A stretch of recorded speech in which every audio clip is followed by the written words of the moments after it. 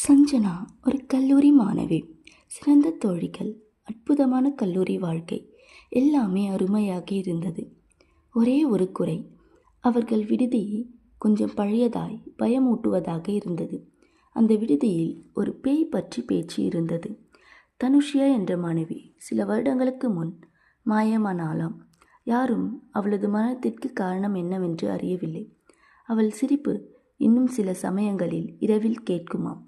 சஞ்சனாவின் தோழி மீரா ஒரு பிராங்க் செய்ய நினைத்தாள். பேயாக வேஷமிட்டு கொண்டு இரவில் சஞ்சனாவை பயமுறுத்தினாள். சஞ்சனா ஓடியபடி மாடிக்கு வந்தாள்.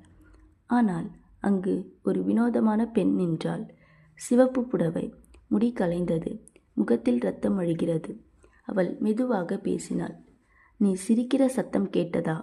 அது என் சிரிப்பு அல்ல. இன்னும் யாராவது என் பெயரால் விளையாடினா நானும் விளையாடுவேன். சஞ்சனா நடுங்கினாள். ஆனால் அடுத்த நொடியே அந்த பெண் மறைந்து விட்டாள். அடுத்த நாள் மீரா கண் விழிக்கவே இல்லை.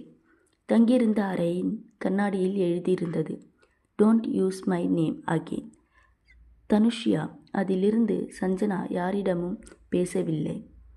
அவள் தினமும் ஒரே ஒரு வேலை, தனுஷியா யார், எதற்கு அந்த பேய் வந்தாள் என்று தெரிந்து கொள்வது.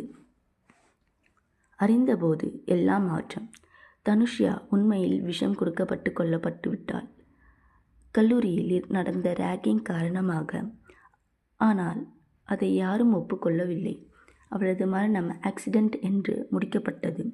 சஞ்சனா தனுஷியாவுக்கு நியாயம் தேடினாள், சமூகத்தில் வெளிப்படுத்தினாள். அந்த உண்மை வெளியான பிறகு தன் விடுதியில் பேய் சத்தம் நிறைந்தது. சஞ்சனாவின் கனவில் தனுஷியா ஒரு முறை வந்தாள். நன்றி, நீதான் என் கடைசி பிராங்க். ஆனால் இது உண்மையாய் நடந்தது. இப்போது நான் அமைதியோடு போகிறேன்.